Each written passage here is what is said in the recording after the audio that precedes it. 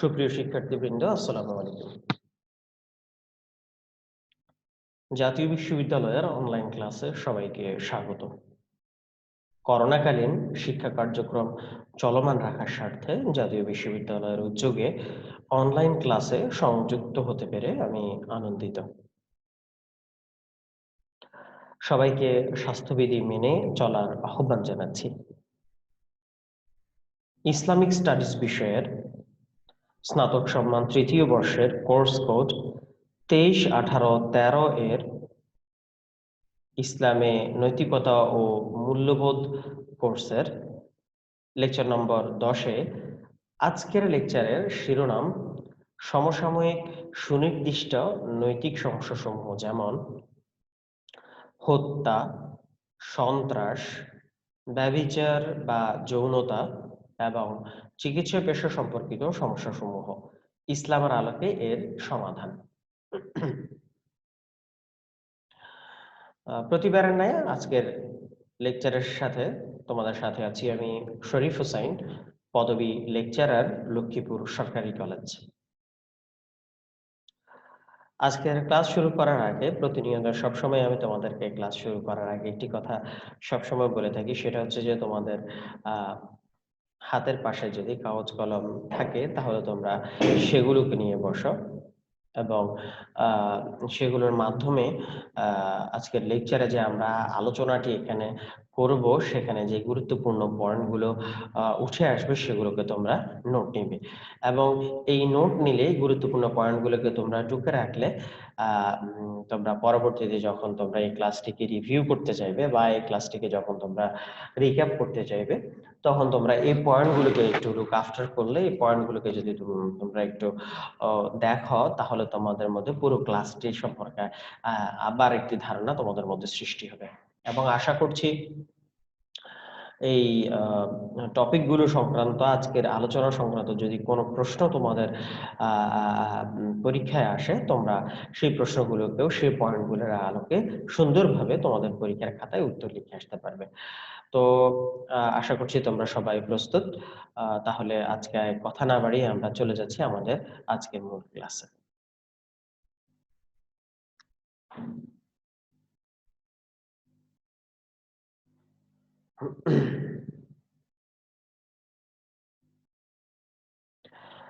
আমাদের আজকের আলোচ্য বিষয় বা টপিকটি হচ্ছে, আমরা যেরকম লাস্ট 3টা ক্লাস থেকে একটা টপিকের আন্ডারে সাব টপিকগুলো আলোচনা করছি। আমাদের যে চ্যাপ্টারটি আমরা মূলত আলোচনা করছি সেটি হচ্ছে সিলেক্টেড কন্টেম্পোরারি ইথিক্যাল প্রবলেমস। তাহলে আমাদের এই চ্যাপ্টারের আন্ডারে আমরা বিভিন্ন টপিকগুলোকে এই পর্যন্ত আলোচনা করে আসছি এবং আমাদের আজকের এই 10 নম্বর লেকচারে, 10 নম্বর ক্লাসে আমাদের এই চ্যাপ্টারের আন্ডারে যে টপিকগুলো নিয়ে আজকে আমরা কথা বলবো সেগুলো হচ্ছে killing, violence, sexuality and problems related to the medical profession and their solutions from Islamic perspective.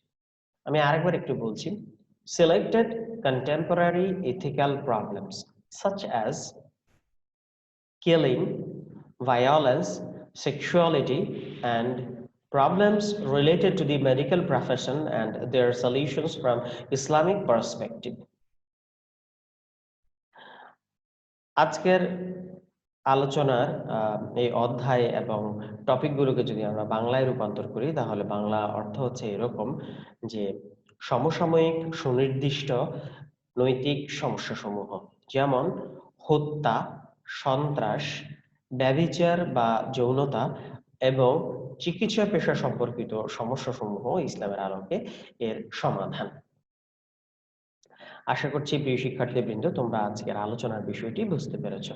আজকে আমরা এই নির্দিষ্ট পয়েন্টগুলোর উপরে আমরা আলোচনা করব।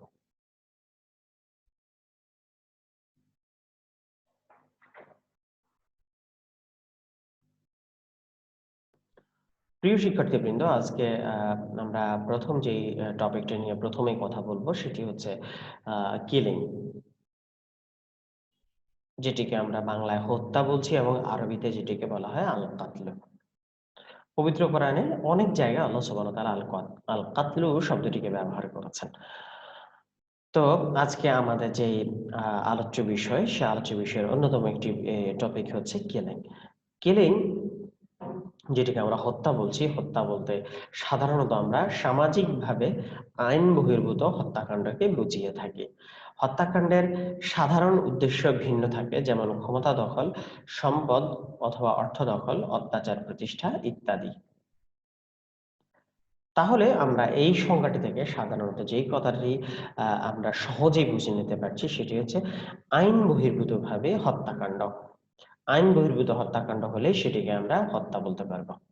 এবং হত্যাকাণ্ডের বিভিন্ন উদ্দেশ্য থাকতে পারে, সেটি যিনি হত্যা করছেন তার কাছে এক এক ধরনের হতে পারে। তবে সাধারণত আমরা হত্যাকাণ্ডের মোটিভ বা হত্যাকাণ্ডের সাধারণ যে সমস্ত উদ্দেশ্য আমরা সাধারণত পেপার, পত্রিকা, ইলেকট্রনিক মিডিয়া, প্রিন্ট মিডিয়া, এই সমস্ত মাধ্যমে আমরা যেগুলো দেখতে পাচ্ছি সেগুলো হচ্ছে সাধারণত ক্ষমতা দখল, অর্থ সম্পদ দখল, সম্পদ দখল, অত্যাচার ইত্যাদি প্রতিষ্ঠা করার জন্য সাধারণত হত্যাকাণ্ডগুলো ঘটে থাকে। এই হত্যাকাণ্ডের বিষয়ে এখানে বলা হচ্ছে, একটি ইংরেজি ডেফিনিশন এরকম আসছে যে an act of causing death especially deliberately, it is also called murder। যে এটা এমন একটি কাজ, এমন একটি হত্যা এমন কারণে হয়ে থাকে যেটা ডেলিবারেটলি হয়ে থাকে, স্বেচ্ছায় হয়ে থাকে। যদি কেউ কাউকে হত্যা করেন সেটি আসলে স্বেচ্ছায় করে থাকছেন। তো তাহলে এটির যে আরেকটি পরিভাষা আছে সেটাকে হচ্ছে মার্ডার বলা হয়। তাহলে কিলিং শব্দটাকে আমরা মার্ডারও বলতে পারি।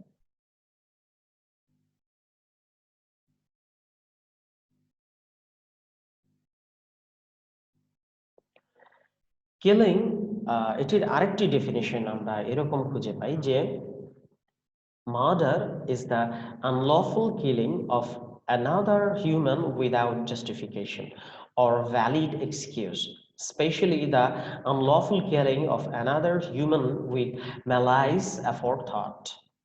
যে মার্ডার হচ্ছে এমন একটি অন্যায় বহির্ভূত হত্যাকাণ্ড, অন্যায় ভাবে হত্যাকাণ্ড, যেটি নাকি একটি মানুষকে, একটি মানবকে জাস্টিফিকেশন না করেই অথবা ভ্যালিড কোনো কারণ ছাড়াই, বৈধ কোনো কারণ ছাড়াই হয়ে থাকে। এবং specially the unlawful killing of another human with malice aforethought. এবং এই সমস্ত যে আইন বহির্ভূত হত্যাকাণ্ড হচ্ছে, এই হত্যাকাণ্ডগুলো সাধারণত আমরা রাগের বশবর্তী অথবা আমরা আমাদের হিংসা, ক্রোধ ইত্যাদির বশবর্তী হয়ে সাধারণত আমরা এই ধরনের হত্যাকাণ্ডগুলো ঘটিয়ে থাকি। তাহলে আশা করছি তোমরা এই ডেফিনিশন থেকে দুটি পয়েন্ট তোমরা খুঁজে পাচ্ছ। সেটি হচ্ছে যে আনলফুল কিলিং, এটি হচ্ছে কিলিংটা হবে সাধারণত সবসময় অন্যায়ভাবে এবং যেখানে কোনো ভ্যালিড বা বৈধ এক্সকিউজ থাকে না এবং যেখানে বাছবিচার করারও কোনো সুযোগ ছিল না, এবং যেটার হওয়ার পেছনে সাধারণত মনের হিংসা বা দেশ বা ক্ষোভ বা রাগ ইত্যাদি এই সমস্ত বিষয়গুলো কাজ করে থাকে। একটি আরবি সংজ্ঞা আমরা এরকম পাচ্ছি যে আল কাতলু হুয়া আমালিয়াতুন ইনহাউ হায়াতিন কাইনুন হাইয়ুন বিফি'লি কাইনুন আখার। যে হত্যা হচ্ছে এমন একটি কাজ যে কারো জীবনকে নিঃশেষ করে দেয়া, যা কারো জীবনকে শেষ করে দেয়া।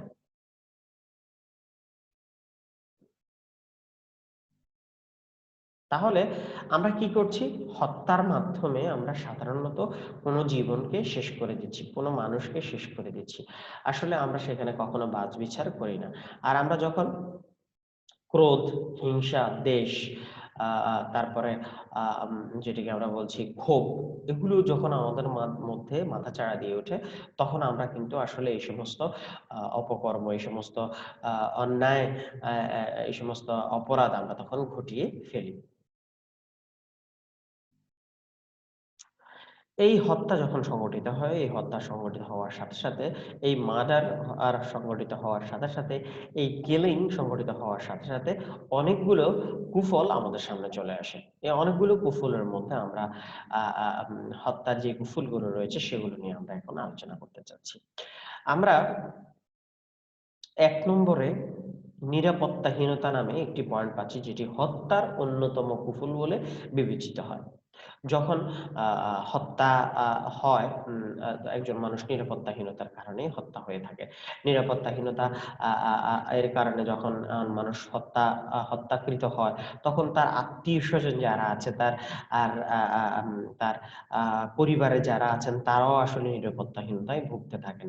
এই নিরাপত্তাহীনতায় ভুগতে থাকার কারণে সাধারণত কি হয়?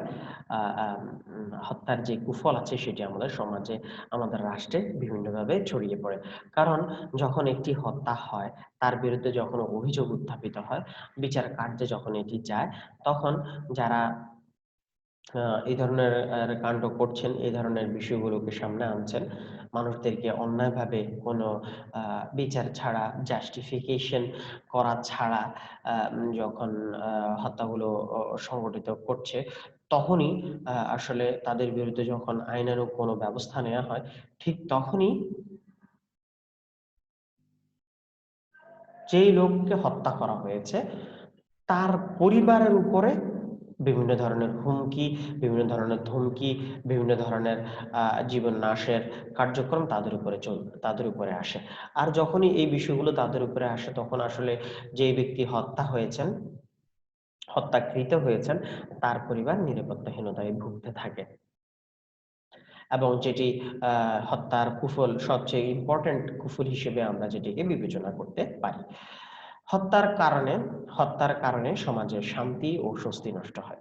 আ আ শুধু সমাজেই নয়, আমাদের ব্যক্তি জীবনের এর পাশাপাশি আমাদের রাষ্ট্রীয় জীবনে শান্তি ও স্বস্তি নিষ্ট এ সা স্বস্তি নষ্ট হয়। কারণ যখন একজন ব্যক্তি হত্যা হয় বা একজন ব্যক্তিকে যখন হত্যা করা হয়, তখন তার পরিবার আসলে তখন হতাশাগ্রস্ত হয়ে যায় এবং তারা তাদের যে মানবিক শান্তি রয়েছে, মানসিক স্বস্তি রয়েছিল, সেগুলো বিনষ্ট হয়ে যায়।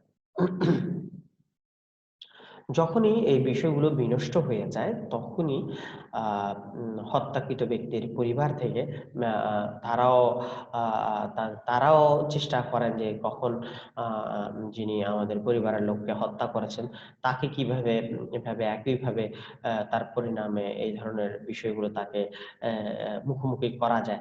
তখনই আসলে কি হয়? আ শান্তি ও স্বস্তি নষ্ট হয়। অনেক সময় এই শান শান্তি ও স্বস্তি নষ্ট হওয়ার কারণে কি হচ্ছে? আমাদের পরিবারে এই সমস্ত বিষয়গুলো আমাদের মুখ্য হয়ে দেখা দিচ্ছে। এবং একই অবস্থার কারণে অনেক সময় আমরা খেয়াল করছি যে কোনো পাড়ায় যদি কাউকে হত্যা করা হয়, তাহলে অন্য পাড়ার লোকের প্রতি তাদের এই পাড়ার লোকেরও এক ধরনের আ খুনোখুনি মনোভাব সৃষ্টি হয়ে যায়। একটি গ্রামের কেউ কোনো মানুষকে যদি অন্য কোনো গ্রামের কোনো ব্যক্তি হত্যা করে, তখন এই গ্রামের মানুষের প্রতি ওই গ্রামের মানুষের এর এক ধরনের খুনোখুনি ভাব সৃষ্টি হয়। যার কারণে উভয়ের মধ্যেই শান্তি ও স্বস্তি বিনষ্ট হতে থাকে। আ সামাজিক অপরাধ বৃদ্ধি। হত্যার কুফলের মধ্যে আমরা যে অন্যতম আরেকটি কুফল পাচ্ছি, সেটি হচ্ছে সামাজিক অপরাধ বৃদ্ধি। হত্যার কারণে যখন একটি লোক কাউকে হত্যা করে, তখন তাকে যদি আইনের আওতায় না আনা যায়, তখন কি হয়? আ সামাজিক অপরাধ বৃদ্ধি পায় এবং যারা হত্যা করে থাকেন, তারা সাধারণত আ আ মানুষের সাথে সামাজিক অপরাধ বৃদ্ধি করতে থাকেন। এবং এই অপরাধ যখন বৃদ্ধি হতে থাকে, ঠিক তখনই আ আ আসলে আমাদের মাঝে অ্যা আম এই বিষয়গুলো বড় আকারে দেখা দেয়। এবং এই বড় আকারে দেখা দেওয়ার কারণেই আমাদের সমাজে সাধারণত আ সামাজিক অপরাধ বৃদ্ধি হতে থাকে। এই সামাজিক অপরাধ যখন বৃদ্ধি পায়, তখনই আসলে সমাজের মধ্যে বিভিন্ন ধরনের বিশৃঙ্খলা, বিভিন্ন ধরনের অপরাধ, আ আ বিভিন্ন ধরনের ভায়োলেন্স, যেগুলোকে আমরা বলে থাকি, আ আম সেগুলো সৃষ্টি হয়। এই বিশৃঙ্খলা সৃষ্টির সাথে সাথেই সামাজিক অপরাধগুলো বৃদ্ধি হতে থাকে।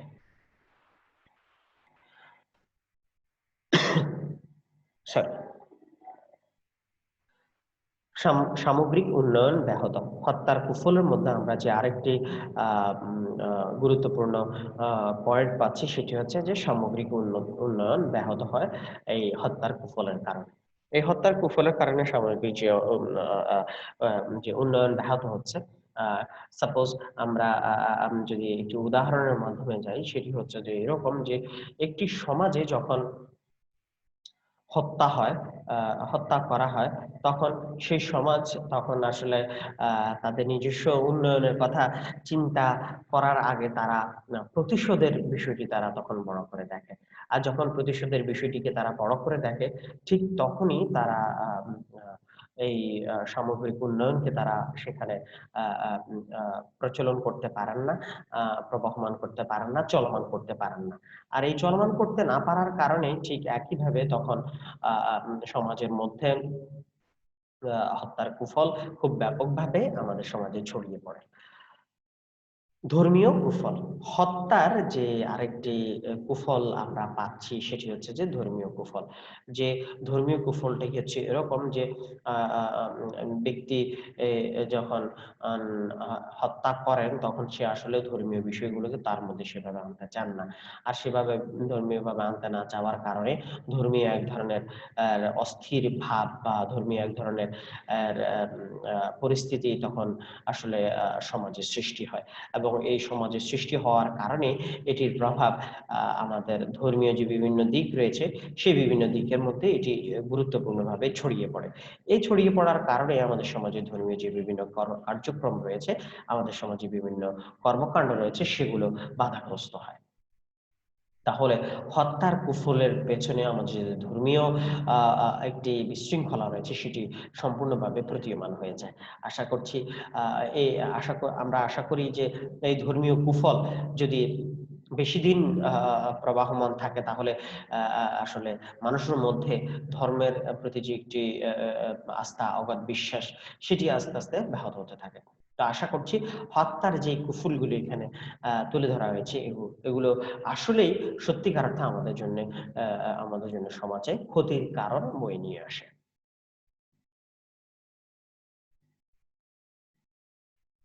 হত্যার কুফল পরবর্তী যে আ আ হত্যা প্রতিরোধে ইসলামের যে বিভিন্ন বিধান ও ভূমিকা রয়েছে, সেটি যদি আমরা একটু খেয়াল করি, তাহলে আমাদের সামনে পবিত্র কোরআনের বিভিন্ন আয়াত আমাদের সামনে সুস্পষ্টভাবে আমাদের সামনে চলে আসে।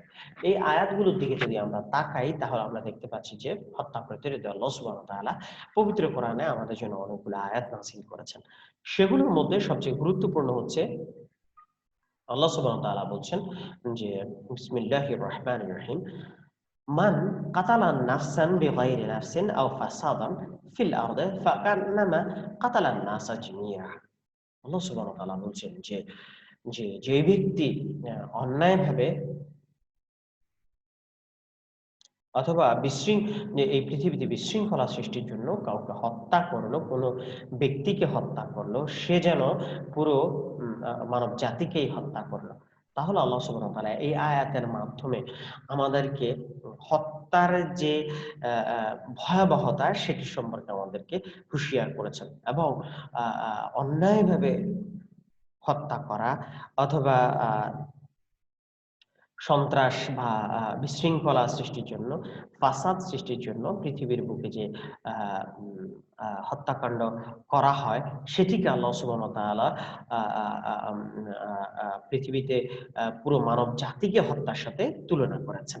তাহলে আল্লাহ সুবহানাহু ওয়া তাআলা এই যে তুলনা করেছেন একজন মানুষকে অন্যায়ভাবে হত্যা করার বিষয়কে, এটি আল্লাহ সুবহানাহু ওয়া তাআলা আসলে আমাদেরকে হুঁশিয়ার করার জন্য, আমাদেরকে সাবধান করার জন্য করেছেন।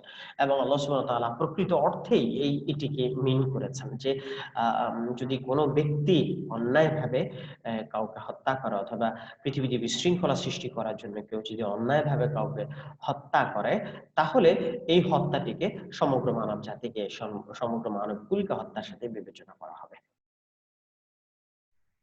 আল্লাহ সুবহানাহু ওয়া তাআলা পবিত্র কোরআনের অন্য আরেকটি আয়াতে বলছেন যে, ওয়ালা তাকতুলু আন-নাফসা আল্লাতী হাররামাল্লাহ ইল্লা বিল হক।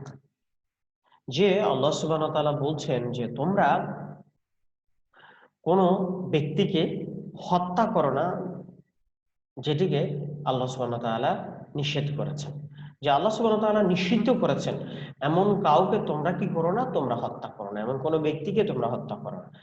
এবং যদি না তার বিরুদ্ধে আইনি কোনো বিষয় থাকে, যে আইনি বিষয় থাকলে তাহলে অর্থাৎ যদি কোনো ব্যক্তিকে এরকম মৃত্যুদণ্ড দেয়া হয়, সে ব্যক্তিকে আইন শৃঙ্খলা রক্ষাকারী বাহিনী খুঁজে পাচ্ছে না, তাহলে এই ধরনের ব্যক্তিকে ছাড়া তোমরা কোনো ব্যক্তিকে, কোনো মানুষকে হত্যা করবে না। তাহলে আল্লাহ সুবহানাহু ওয়া তাআলা এই যে অন্যায়ভাবে হত্যার যে বিষয়গুলো রয়েছে, এই গুলোকে আল্লাহ সুবহানাহু ওয়া তাআলা বারবার আর নিষিদ্ধ শব্দ ব্যবহার করে আল্লাহ সুবহানাহু ওয়া তাআলা মানব জাতিকে হত্যা করা হচ্ছে, এই ধরনের শব্দ ব্যবহার করে আল্লাহ সুবহানাহু ওয়া তাআলা আমাদেরকে কঠোরভাবে হুঁশিয়ারি দিচ্ছেন। আর আশা করছি এই সমস্ত আয়াতের হুঁশিয়ারির মাধ্যমে আল্লাহ সুবহানাহু ওয়া তাআলা আমাদেরকে যে মেসেজটি দিতে চাচ্ছেন, সেই মেসেজটি আমাদের সবার কাছে খুব সুন্দরভাবে পৌঁছে যাচ্ছে।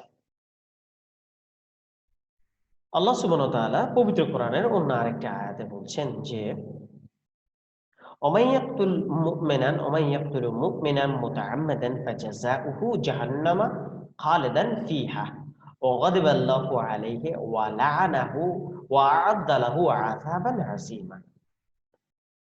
আল্লাহ সুবহানাহু ওয়া তাআলা এই আয়াতের মাধ্যমে খুব কঠিন হুঁশিয়ারি দিয়েছেন। আল্লাহ সুবহানাহু ওয়া তাআলা এই আয়াতের মাধ্যমে খুবই কঠোরভাবে হত্যার বিষয়টিকে আ আ আ প্রতিরোধ করার আর যেই বিধান দিয়েছেন, সেই বিধানটি আসলে খুবই যুগোপযোগী এবং খুবই পরিধানযোগ্য। আল্লাহ সুবহানাহু ওয়া তাআলা বলছেন যে, আ যেই ব্যক্তি মাইয়াকতুল মুমিনাম মুতাআম্মিদান, যেই ব্যক্তি কোন মুমিনকে ইচ্ছাকৃতভাবে হত্যা করলো। যেই ব্যক্তি কোন মুমিনকে ইচ্ছাকৃতভাবে হত্যা করলো, ফাজাযাউহু জাহান্নাম। আল্লাহ সুবহানাহু ওয়া তাআলা বলছেন, এই ব্যক্তির জন্য, এই হত্যাকারী ব্যক্তির জন্য আল্লাহ সুবহানাহু ওয়া তাআলা জাহান্নাম প্রতিফল রেখেছেন। খালেদান ফিহা, এবং এই হত্যাকারী ব্যক্তি জাহান্নামের মধ্যে চিরস্থায়ীভাবে প্রথিত হবে। চিরস্থায়ীভাবে এই ব্যক্তিকে জাহান্নামের মধ্যে রাখা হবে। তাহলে আল্লাহ সুবহানাহু ওয়া তাআলা কঠোর ভাষায় আল্লাহ সুবহানাহু ওয়া তাআলা বলছেন যে, যদি কোনো মুমিন ব্যক্তিকে অন্যায়ভাবে ইচ্ছাকৃতভাবে হত্যা করা হয়, তাহলে প্রতিফল, তার জন্য প্রতিফল আল্লাহ সুবহানাহু ওয়া তাআলা নির্দিষ্ট করেছেন যে, তাকে জাহান্নামের মধ্যে চিরস্থায়ীভাবে থাকতে হবে। ওয়া গাদাবাল্লাহু আলাইহি ওয়া লা'নাহু, এবং আল্লাহ সুবহানাহু ওয়া তাআলার গজব এই ব্যক্তির জন্য। আল্লাহ সুবহানাহু ওয়া তাআলার রাগ, আল্লাহ সুবহানাহু ওয়া তাআলার ক্রোধ, আল্লাহ সুবহানাহু ওয়া তাআলার আ আ উম গ আ আ যেই আ গ আ আ আ পরিস্থি আ আর আ আল্লাহ সুবহানাহু ওয়া তাআলার যে রাগাক্রান্ত পরিস্থিতি, সেটি এই হত্যাকারী ব্যক্তির জন্য প্রযোজ্য। এবং আল্লাহ সুবহানাহু ওয়া তাআলার রাগ, আল্লাহ সুবহানাহু ওয়া তাআলার ক্রোধ এই ব্যক্তির উপরেই পতিত হবে। ওয়া লা'নাহু, এবং শুধু আল্লাহ সুবহানাহু ওয়া তাআলার গজবই নয়, আল্লাহ সুবহানাহু ওয়া তাআলার ক্রোধই নয়, এর পাশাপাশি আল্লাহ সুবহানাহু ওয়া তাআলার আর যে লানাত রয়েছে, আল্লাহ সুবহানাহু ওয়া তাআলার যে অভিশাপ রয়েছে, সেটিও এই ব্যক্তির জন্য আল্লাহ সুবহানাহু ওয়া তাআলার পক্ষ থেকে পতিত হবে। ওয়া আ'আদ্দা লাহু আযাবান আযীমা, এবং আল্লাহ সুবহানাহু ওয়া তাআলা তার জন্যে তৈরি করেছেন বিরাট শাস্তি। আল্লাহ সুবহানাহু ওয়া তাআলা তার জন্যে প্রস্তুত রেখেছেন বিরাট শাস্তি। তাহলে আল্লাহ সুবহানাহু ওয়া তাআলা তার জন্যে আখিরাতে ২ টি শাস্তি রেখেছেন এবং দুনিয়াতে ২ টি শাস্তি রেখেছেন। আখিরাতে আল্লাহ সুবহানাহু ওয়া তাআলা তার জন্য যে ২ টি শাস্তি রেখেছেন, একটি হচ্ছে আল্লাহ সুবহানাহু ওয়া তাআলা বলছেন যে, আখিরাতে এই ব্যক্তির জন্য আল্লাহ সুবহানাহু ওয়া তাআলা আ আ বিরাট শাস্তি তৈরি করে রেখেছেন, এবং এই হত্যাকারী ব্যক্তিকে, যে ব্যক্তি একজন মুমিনকে ইচ্ছাকৃতভাবে অন্যায়ভাবে হত্যা করবে, সেই হত্যাকারী ব্যক্তিকে আল্লাহ সুবহানাহু ওয়া তাআলা জাহান্নামের মধ্যে চিরস্থায়ীভাবে আল্লাহ সুবহানাহু ওয়া তাআলা তাকে আ আ পতিত করবেন, এবং তাকে আল্লাহ সুবহানাহু ওয়া তাআলা জাহান্নামের মধ্যে বিরাট শাস্তি প্রদান করবেন। তার পাশাপাশি দুনিয়ার মধ্যে এই ব্যক্তির জন্য আল্লাহ সুবহানাহু ওয়া তাআলার গজব, এবং দুনিয়ার মধ্যে এই ব্যক্তির জন্য আল্লাহ সুবহানাহু ওয়া তাআলার লানত।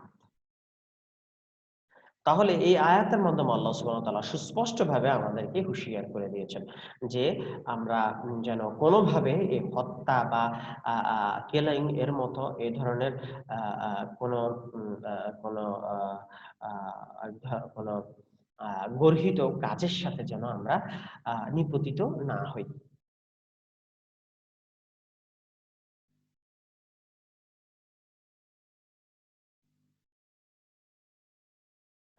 আল্লাহ সুবহানাহু ওয়া তাআলা পবিত্র কোরআনের অন্যান্য আয়াতে আরো হত্যা সম্পর্কে যেই তার মনোভাবগুলো রয়েছে সেই মনোভাব তিনি এভাবে ব্যক্ত করেছেন। আল্লাহ সুবহানাহু ওয়া তাআলা ইরশাদ করে বলেন, "ফাইন লাম ইয়া'তাজিরুকুম ওয়া ইয়ালকু ইলাইকুমুস সালামাতা ওয়া ইয়াকফু আইদিয়াকুম ফাখুযুহুম ওয়াকতুলুহুম হাইথু সাকিফতুমুহুম ওয়া উলাইকুম জাআলনা লাকুম আলাইহিম সুলতানাম মুবিনা।" আল্লাহ সুবহানাহু ওয়া তাআলা পবিত্র কোরআনের আরেকটি আয়াতে বলছেন যে, ইয়া আইয়ুহাল্লাযীনা আমানু কুতিবা আলাইকুমুল কিসাসু ফিল কাতলা।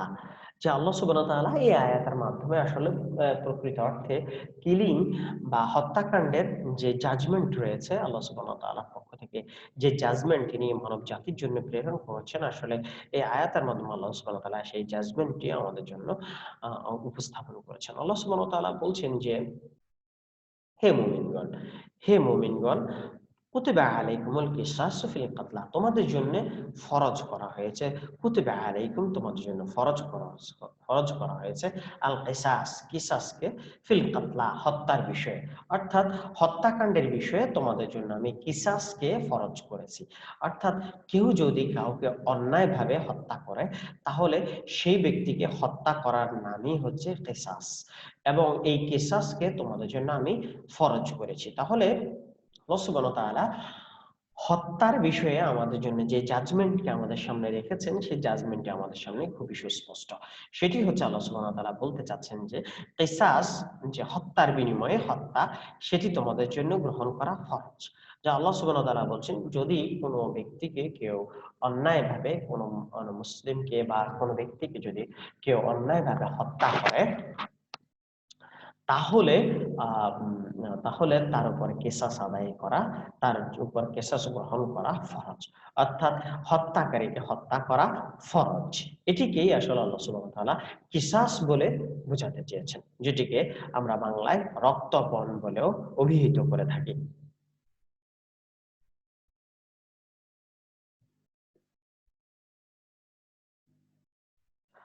আজকের যেই আলোচনার বিষয়গুলো রয়েছে, এই আলোচনার বিষয়গুলো ওর আরেকটি অন্যতম টপিক হচ্ছে ভায়োলেন্স।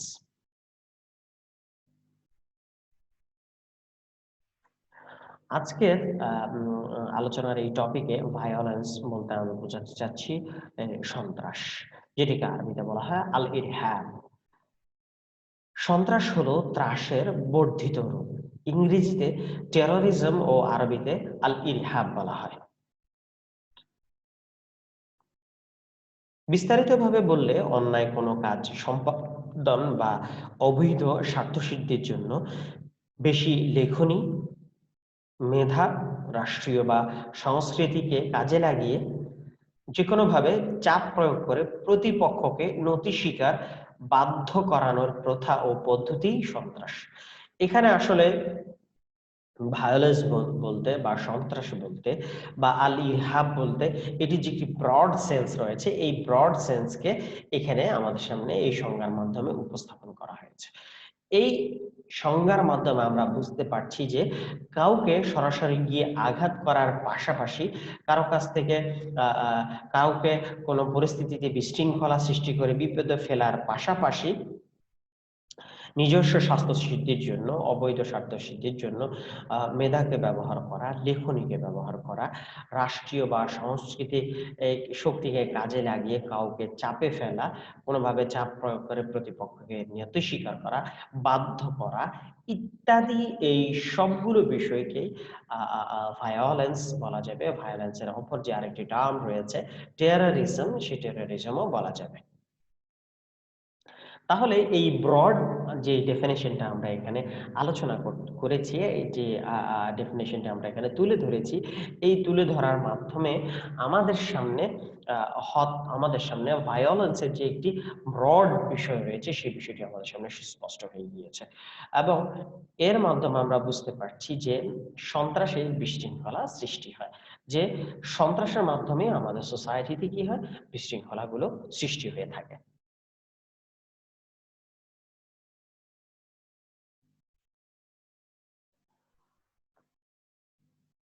ভায়োলেন্সের যে প্রামাণ্য সংজ্ঞাগুলো রয়েছে, আমরা যদি সেগুলো দিকে একটু তাকাই তাহলে আমরা দেখতে পাচ্ছি যে behavior involving physical force intended to hurt, damage, or kill someone or something. আরেকটি সঙ্গে এরকম আছে যে violence is the use of physical force so as to injure, abuse, damage, or destroy. Less conventional definitions are also used, such as the World Health Organization's definition of violence as আমরা world health অর্গানাইজেশনের যে সংজ্ঞাটি রয়েছে ভায়োলেন্সের বিষয়ে সেটিতে যাবার আগে আমরা এখানে আরেকটি বিষয় আমরা কথা বলে নিতে চাই যে ভায়োলেন্স বলতে সাধারণত বোঝানো হচ্ছে যে ফিজিক্যাল যে আমাদের শক্তি রয়েছে সেটিকে ব্যবহার করা এই জন্য যে কাউকে ইনজুরি করার জন্য, কাউকে অ্যাবিউজ করার জন্য, কাউকে ড্যামেজ করার জন্য, কাউকে ডিস্ট্রয় করার জন্য। তাহলে যখনই আমরা এই বিষয়গুলোকে করব, কাউকে এই বিষয় সমস্ত বিষয় তার মধ্যে ক্ষতি করার জন্য, তখন আসলে এই বিষয়টিকে ভায়োলেন্স বলে আমরা এটিকে কাউন্ট করতে পারব। ওয়ার্ল্ড হেলথ অর্গানাইজেশনের যে ডেফিনেশনটি আমরা খুঁজে পাই সেটি হচ্ছে যে এরকম: the international use of physical force or power threatened or actual against oneself, another person, or against a group or community which either results in or has a high likelihood of resulting in injury, death, psychological harm, maldevelopment, or deprivation. তাহলে world development organization, world health organization যেই সংজ্ঞাটি দিয়েছেন তারাও এই সংজ্ঞার মাধ্যমে মূলত যে বিষয়গুলোকে বোঝাতে চাচ্ছেন সেগুলো হচ্ছে injury, death, psychological harm, maldevelopment আর ডিপ্রাইভেশন। আসলে যদি আমরা ভায়োলেন্সকে আমরা কি এটিকে যদি আমরা সরাসরি আমরা যদি সামনে নিয়ে আসতে চাই তাহলে এই এই বিষয়গুলো সবসময় আমাদের সামনে চলে আসে। এই বিষয়গুলো যখন আমাদের সামনে চলে আসবে তাহলে তখনই আমরা বুঝবো যে সেখানে আসলে ভায়োলেন্স হচ্ছে, সেখানে আসলে সন্ত্রাস হচ্ছে এবং সেখানে আসলে আল ইরহাবের দেখা দিচ্ছে।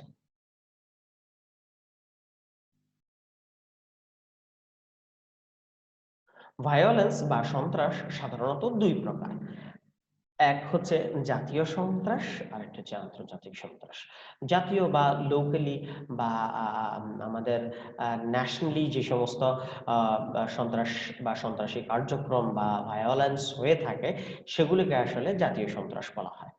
আর আন্তর্জাতিকভাবে একটি দেশ আরেকটি দেশের সাথে যে সমস্ত কার্যক্রমের মাধ্যমে তাদের ভায়োলেন্সকে প্রকাশ করেন, তাদের সন্ত্রাসবাদকে প্রকাশ করেন, আসলে সেগুলোকেই আন্তর্জাতিক সন্ত্রাস বলে আমরা সাধারণত অভিহিত করে থাকি। এবং এটির উদাহরণ আমরা যদি আমাদের বিশ্বের দিকে তাকাই তাহলে আমরা বিশ্বের বিভিন্ন জায়গায় আন্তর্জাতিক সন্ত্রাসবাদের বিভিন্ন ধরনের উপমা আমরা দেখতে পাবো।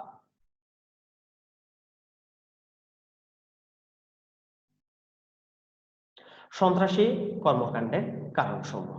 সন্ত্রাসী কর্মকাণ্ডের কারণসমূহকে যদি আমরা বিশ্লেষণ করি তাহলে আমাদের সামনে বিভিন্ন ধরনের সন্ত্রাসী কর্মকাণ্ডের কারণসমূহ উপস্থিত হয়।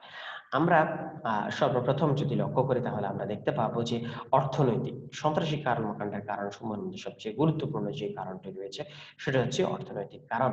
অর্থনৈতিক বিষয়গুলোর কারণে আসলে সন্ত্রাসী কর্মকাণ্ডগুলো হয়ে থাকে। আধিপত্য বিস্তার, আধিপত্য বিস্তারের কে কেন্দ্র করে আসলে সন্ত্রাসী কর্মকাণ্ডের আরেক ধরনের উৎপত্তি। এর পাশাপাশি রয়েছে রাজনৈতিক কারণ। রাজনৈতিক কারণেও সন্ত্রাসী কর্মকাণ্ডের উৎপত্তি হয়ে থাকে। দারিদ্র্যের কারণেও অনেক সময় সন্ত্রাসী কর্মকাণ্ডের কারণসমূহ সৃষ্টি হয়। কারণ যখন একজন মানুষ দরিদ্র থাকে তখন তাকে আসলে বিভিন্ন ধরনের প্রলোভনে ফেলে, বিভিন্ন ধরনের ফাঁদে ফেলে তার দ্বারা বিভিন্ন ধরনের সন্ত্রাসী কর্মকাণ্ড সম্পাদন করা যায়। এর পাশাপাশি রয়েছে ত্রুটিপূর্ণ শিক্ষা ব্যবস্থা, যেটি সন্ত্রাসী কর্মকাণ্ডের অন্যতম আরেকটি কারণ। এবং আমরা দেখতে পাচ্ছি যে ত্রুটিপূর্ণ শিক্ষা ব্যবস্থায় যদি কোনো শিক্ষার্থী সেখান থেকে বেরিয়ে আসে, আসলে সে আসলে প্রকৃতপক্ষে সন্ত্রাসী কর্মকাণ্ডের যেই দিকগুলো, খারাপ দিকগুলো রয়েছে সেগুলোকে সে ওভাবে বিবেচনা করতে পারে না, যার কারণে এই ত্রুটিপূর্ণ শিক্ষা ব্যবস্থা কখনো সন্ত্রাসী কর্মকাণ্ডের কারণসমূহের মধ্যে খুবই গুরুত্বপূর্ণ ও অন্যতম বলে আমরা এটিকে বিবেচনা করে থাকি। সন্ত্রাসী কর্মকাণ্ডে যে আরো অন্যান্য কারণগুলো রয়েছে সেগুলোর মধ্যে রয়েছে ছাত্র রাজনীতি, নৈতিক অবক্ষয়, শক্তিমত্তা প্রকাশ, অধিক জনসংখ্যা, ন্যায় বিচারের অভাব, দখলদারিত্ব।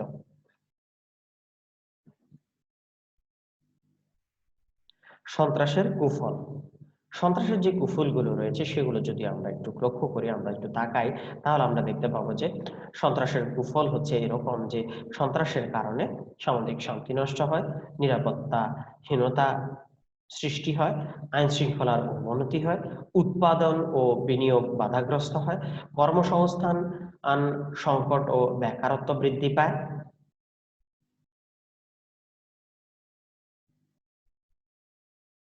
শিক্ষা ব্যবস্থার মধ্যে অচলাবস্থা সৃষ্টি হয়, জাতীয় ঐক্য বিনষ্ট হয়, আইনের শাসন বাধাগ্রস্ত হয়, দুর্নীতি এর ব্যাপ্তি বৃদ্ধি পায়, আর্থিক ক্ষয়ক্ষতি সৃষ্টি হয়, আন্তর্জাতিক সুনাম নষ্ট হয়।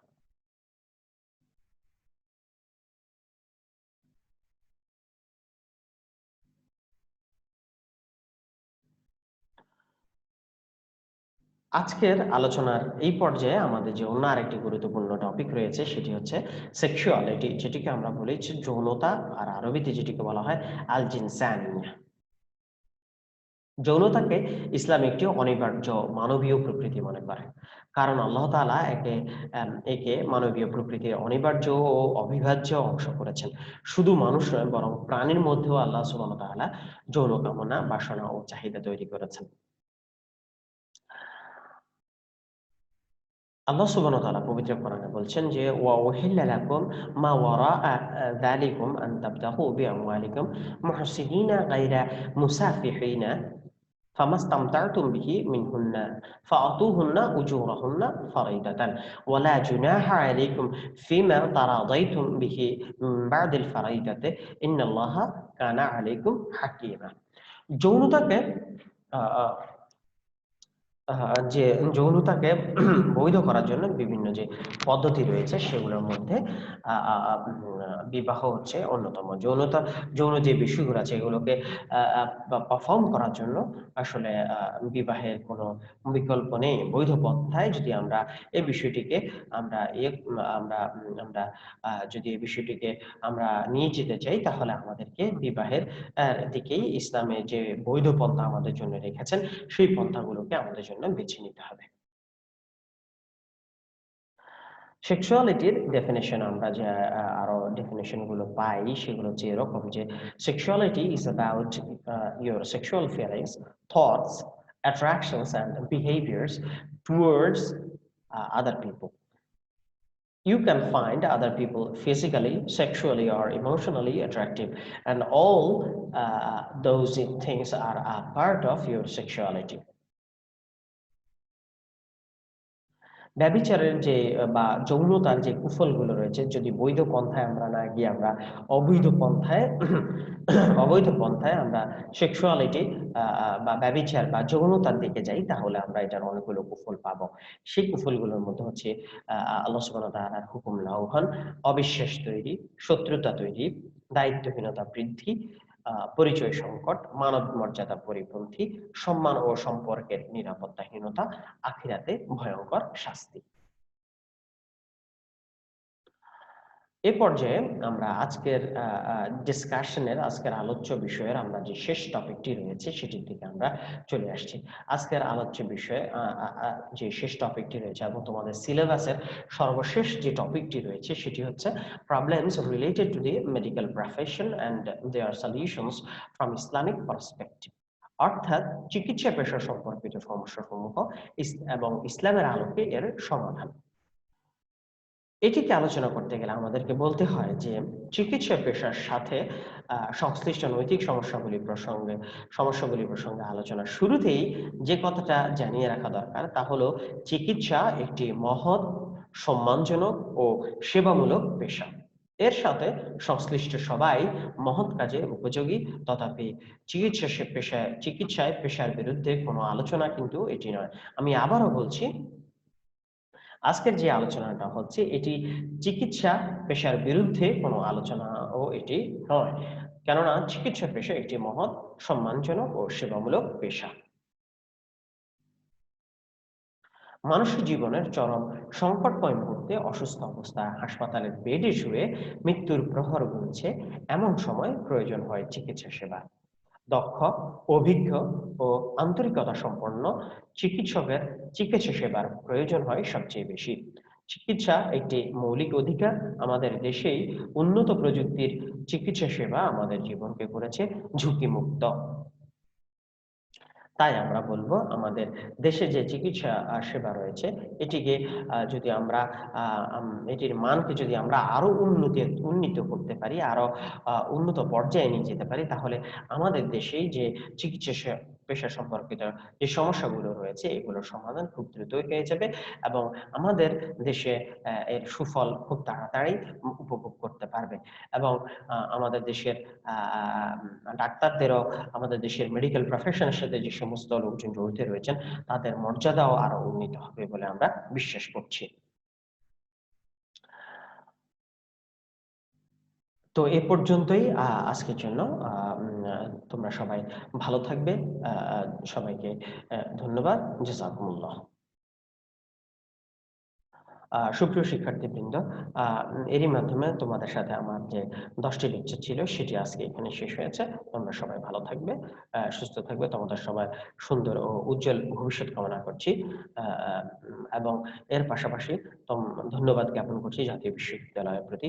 তার পাশাপাশি জাতীয় বিশ্ববিদ্যালয়ের সম্মানিত ভিসি আমাদের সর্বজন শ্রদ্ধেয় প্রফেসর ডক্টর হারুন রশিদ স্যারের প্রতি, যার অক্লান্ত পরিশ্রম এবং প্রচেষ্টায় আজকের এই অনলাইন ক্লাসটি নেওয়ার সুযোগ হয়েছে এবং এর মাধ্যমে তোমরা তোমাদের করোনাকালীন যে সাময়িক ক্ষতি হয়েছে সেটিকে তোমরা পুষিয়ে নিতে পারছো বলে আমরা বিশ্বাস করি। তো তোমরা সবাই ভালো থাকবে। তোমাদের সকলের সুস্থতা ও সুন্দর জীবন কামনা করছি। আসসালামু আলাইকুম।